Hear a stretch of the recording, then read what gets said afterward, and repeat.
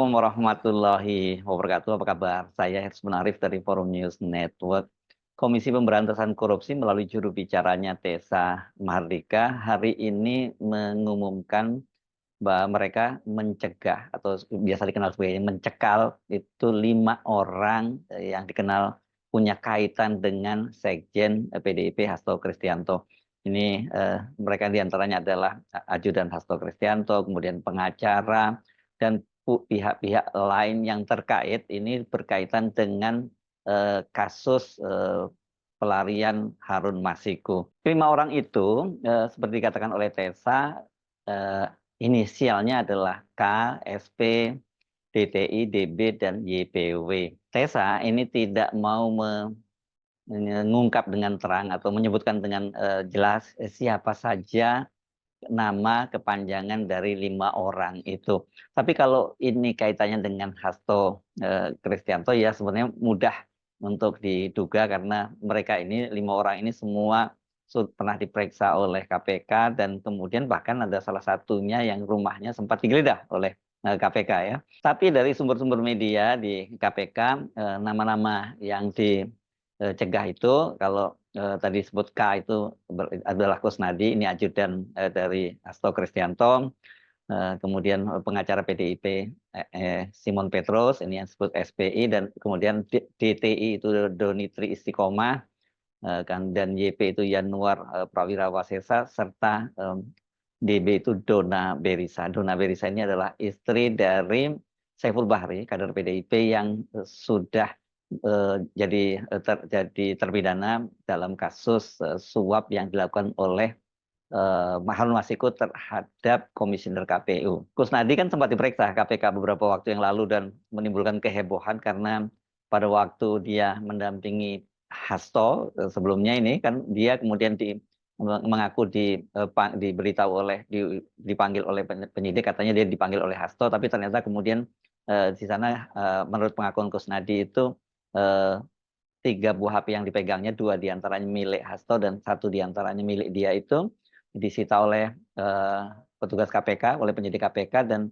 yang juga disita itu ada 1 buku hitam. Nah, buku hitam ini belakangan diakui itu adalah buku catatan-catatan dari Hasto Kristianto berkaitan dengan strategi pemenangan pilkada dari PDIP. Nah, kemudian pengacara Simon itu juga telah diperiksa oleh penyidik dalam kaitannya dengan Harun Masiku. Demikian juga dengan Doni Tri Istiqomah. Ini bahkan seperti saya sebut tadi, rumahnya di kawasan Jagakarsa, Jakarta Selatan itu sudah digeledah pada tanggal 3 Juli lalu. Nah, sementara Dona ini yang saya sebut tadi itu dia adalah istri dari Saiful Bahri.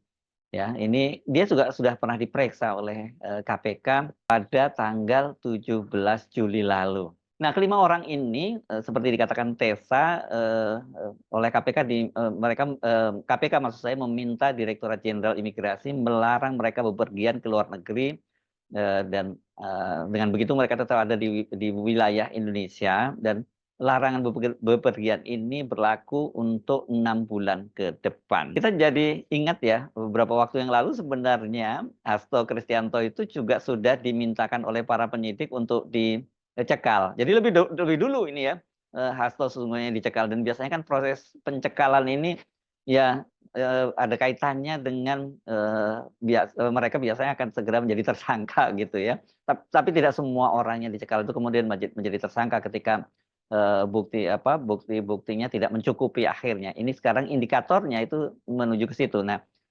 menariknya pada waktu tanggal 12 Juli lalu itu Wakil Ketua KPK Alexander Marwata yang justru membuka ke publik bahwa penyidik itu sesungguhnya lebih dulu meminta agar Hasto dicekal pada waktu itu. Tapi para pimpinan KPK pada waktu itu menolak dengan alasan bahwa tidak ada urgensinya untuk mencekal Hasto karena dia dianggap kooperatif gitu ya. Jadi kan dia selalu ada di Jakarta, dan ketika dipanggil untuk diperiksakan Hasto juga datang. Jadi dia dianggap kooperatif. Nah, pertanyaannya apakah ke 5 orang ini tidak kooperatif? Kan seperti Kusnadi kan juga setelah dia mendampingi Hasto dan kemudian teleponnya disita, itu kan kemudian dia juga ketika dipanggil untuk diperiksa dia datang. Hanya saja mungkin yang dianggap tidak kooperatif itu karena mereka ini kan kemudian mengajukan gugatan pra-peradilan dan melaporkan ke Dewan Pengawas KPK, bahkan juga melaporkan ke Bareskrim Polri. Jadi mungkin ini yang dianggap tidak cukup kooperatif gitu, dan juga karena itu kemudian mereka dicekal. Nah, sebelumnya itu KPK juga menyatakan bahwa mereka itu menemukan dari setelah memeriksa mereka-mereka ini, saksi-saksi ini, mereka mendapatkan bukti-bukti yang cukup kuat bahwa mereka-mereka ini melakukan obstruction of justice atau menghalangi petugas untuk melakukan tindakan hukum. Nah, apa maksudnya dan siapa yang dimaksud begitu ya? Karena kalau kita melihat orang-orang di seputar Hasto, saya kira sesungguhnya yang jadi target utama ini juga Hasto. Bahkan pada waktu itu Ibu Megawati dalam pidatonya ya di depan kader PDIP itu malah menduga-duga bahwa dia justru Ibu Megawati termasuk yang menjadi target.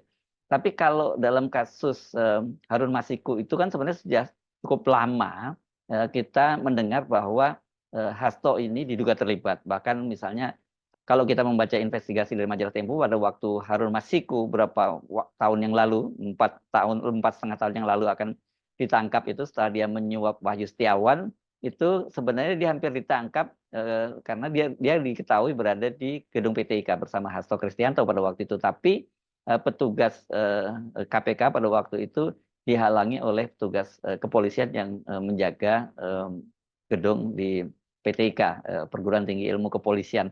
Dan setelah itu kemudian Harun Masiku kan hilang jejaknya, dan sampai sekarang kita tidak tahu di mana keberadaannya Harun Masiku itu.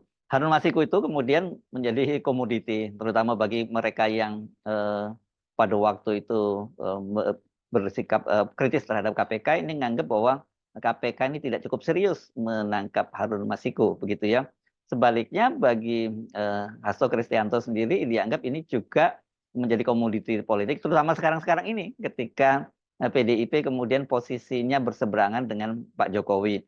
Jadi menurut Hasto setiap kali dia menyatakan sikap kritis terhadap Presiden Jokowi, kemudian kasus Harun Masiku itu diungkit-ungkit kembali begitu. Nah, apakah kemudian ini dilanjutkannya kasus penyelidikan mereka yang terlibat dalam menghalangi penegak hukum untuk menangkap Harun Masiku itu sekarang ini digencarkan kembali, itu merupakan bagian dari tekanan terhadap PDIP karena sikapnya yang kritis terhadap pemerintahan Jokowi. Saya kira agak sulit memang untuk menepis dugaan-dugaan semacam itu. Tetapi saya kira kalau bagi para penyidik, terutama penyidik ya, ini bukan para petinggi KPK, posisi mereka ini pasti serba salah ya, karena pada waktu itu ketika mereka mau menangkap Harun Masiku dan juga tentu mereka-mereka yang terlibat dalam kasus suap terhadap Komisioner KPU Wahyu Setiawan itu dan kemudian tidak berhasil menangkap Harun Masiku, dianggap tidak cukup serius karena pada waktu itu PDIP merupakan bagian dari pemerintahan, bukan hanya merupakan bagian, bahkan ini partai utama pendukung pemerintahan Jokowi, dan Pak Jokowi itu adalah kader PDIP pada waktu itu, semacam itu ya. Dan secara tidak langsung sebenarnya kita bisa membaca ada soal-soal semacam itu. Jadi kasus Harun Masiku itu sebenarnya kasus yang sangat kecil ya, karena ini suap gitu saja. Kalau dalam kasusnya Komisioner KPU Wahyu Setiawan kan kemudian dia sendiri itu sudah divonis seingat saya 7 tahun, tapi kemudian dia sudah bebas bersyarat, hanya menjalani hukuman selama 4 tahun saja. Itu sekarang sudah bebas gitu. Jadi kalau Harun Masiku itu sebenarnya pada waktu itu dia juga ditangkap, seharusnya mungkin Harun Masiku sekarang juga sudah bebas. Tetapi karena ada nuansa politiknya dan kemudian dia kabur, dan dianggap itu kaburnya dia itu menutupi kepentingan yang lebih besar, mengharap melindungi tokoh yang lebih besar agar jangan sampai ditangkap oleh KPK, dan pada waktu itu kecurigaan utama kepada Hasto, ya agak sulit untuk melepaskan bahwa kasus itu kemudian tidak menjadi komoditi politik. Sama halnya sekarang pertanyaannya, mengapa setelah 4,5 tahun kemudian kasus ini dibongkar kembali ketika PDIP posisinya berseberangan dengan Pak Jokowi. Nah, yang pertanyaan yang sekarang kita tunggu-tunggu, apakah kemudian ini hanya semacam digunakan, kalau memang betul itu untuk komoditi politik itu hanya semacam jadi pressure kepada PDIP agar dan Hasto terutama agar tidak lagi bersikap kritis terhadap pemerintahan Jokowi, atau betul-betul ini proses penegakan hukum. Kenapa? Karena ini kalau kaitannya dengan politik, saya kira ini situasinya sudah injury time, sudah kritikal ya. Pak Jokowi akan mengakhiri masa jabatannya pada tanggal 20 Oktober. Sementara para petinggi KPK ini, para komisioner KPK ini, karena mereka dapat perpanjangan jabatan 1 tahun, mereka ini akan mengakhiri masa jabatannya pada bulan Desember. Dan sekarang ini kan sedang proses seleksi dari pimpinan KPK. Jadi apakah kasus ini, kalau kemudian sampai kemudian Pak Jokowi itu lengser dan ini belum ada tindak lanjut lagi, dalam artian misalnya status Hasto itu ditingkatkan menjadi tersangka, atau akan dilanjutkan oleh pimpinan KPK periode berikutnya, karena ini tampaknya PDIP ini nantinya juga akan menjadi partai oposisi dari pemerintahan Prabowo Gibran. Tapi mengingat hubungan di masa lalu antara Ibu Megawati dengan Pak Prabowo yang cukup dekat, saya sih nggak yakin Pak Prabowo mau menggunakan tangan-tangan kekuasaan dia memanfaatkan KPK untuk menekan PDIP begitu ya. Jadi ini memang sangat krusial ya ini bagi para penyidik KPK, juga buat Hasto Kristianto yang menjadi target gitu ya. Nah, karena ini bisa ini tinggal mengulur-ulur waktu saja ini ya.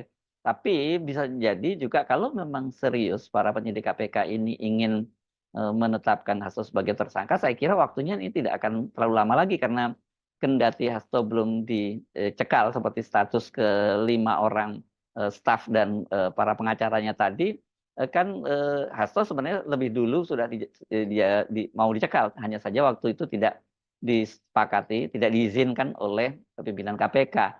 Jadi sebenarnya status Hasto itu kalau dalam pencekalan lebih dulu dibandingkan 5 orang ini. Karena itu saya menilai status pencekalan terhadap 5 orang yang ada kaitannya dengan Hasto Kristianto itu merupakan sinyal gitu bahwa sangat mungkin saja Hasto mungkin akan dijadikan TSK. Tetapi ini saya kira penyidik KPK terutama harus sangat berhati-hati ya, kalau mereka kemudian tidak punya alat bukti yang cukup kuat dan kemudian terbukti bahwa mereka ini hanya untuk jadi kepentingan politik untuk menetapkan Hasto jadi tersangka, itu juga tidak boleh sembarangan, karena posisi Hasto ini bagaimanapun juga dia adalah petinggi Partai Demokrasi Indonesia Perjuangan ya. Kendati Partai Demokrasi tidak lagi bagian dari pemerintahan, meskipun sesungguhnya masih ya, karena menteri-menterinya masih ada di sana. Tetapi yang harus diingat, PDIP itu adalah partai pemenang pemilu. Jadi ya mereka ini, PDIP ini masih akan memimpin parlemen, dalam hal ini sebagai ketua DPR. Jadi kalau tidak hati-hati menangani kasus Hasto ini bisa menjadi bumerang buat KPK sendiri dan terutama para penyidiknya. Saya Arsman Arif dari Forum News Network. Sampai jumpa lagi. Wassalamualaikum warahmatullahi wabarakatuh.